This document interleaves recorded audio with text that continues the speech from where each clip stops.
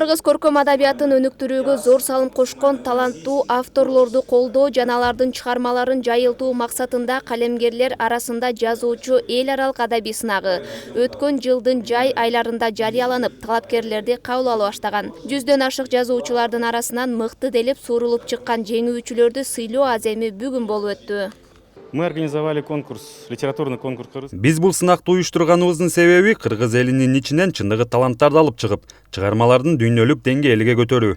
Манас, Чыңгыз Айтматов жана ошондой эле улуу жазуучулар чыккан элде сөзсүз түрдө сөз өнөрүн бактаган, баалаган, өз оюн көркөмдөп, өзгөчө кылып кагаз бетине түшүрө ала турган жазуучулар бар деп ишенебиз. Жазуучу сынагы ушуну менен токтоп калбайт. Мындан ары да уланат. Катышууну каалаган баардык авторлорду кабыл алабыз. Жазуучу чекит комдарегине өзүнүн чыгармаларын жүктөсө болот. Аталган сынак кыргыз адабиятынын жаңыланышына, жаш таланттардын өсүп чыгышына, такшалган жазуучулардын чыгармалары дүйнөлүк деңгээлге бийиктешине салымын кошот. Анткени мындай сынактар чыгармачыл инсандар, жазуучулар үчүн шык эргүү берип, алардын дараметин ойготуп, деңгээлин көтөрөт.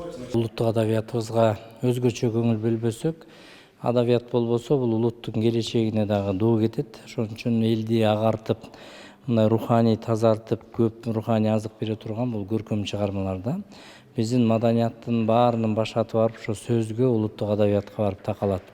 Адабият болбосо театр болбойт, кино болбойт, сүрөт болбойт, музыка болбойт да. Ошонун баарынын башаты адабият. Бүгүнкү өтүп жаткан иш-чара мен абдан колдойм.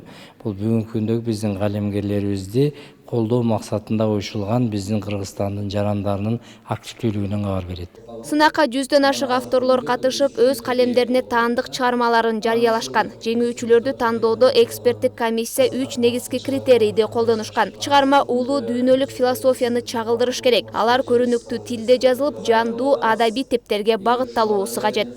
Мен бул конкурска өзүмдүн Заратустранын аңгемеси, Добулташтык Заратустранын аңгемеси деген бир үлкөн чыгарма менен катыштым.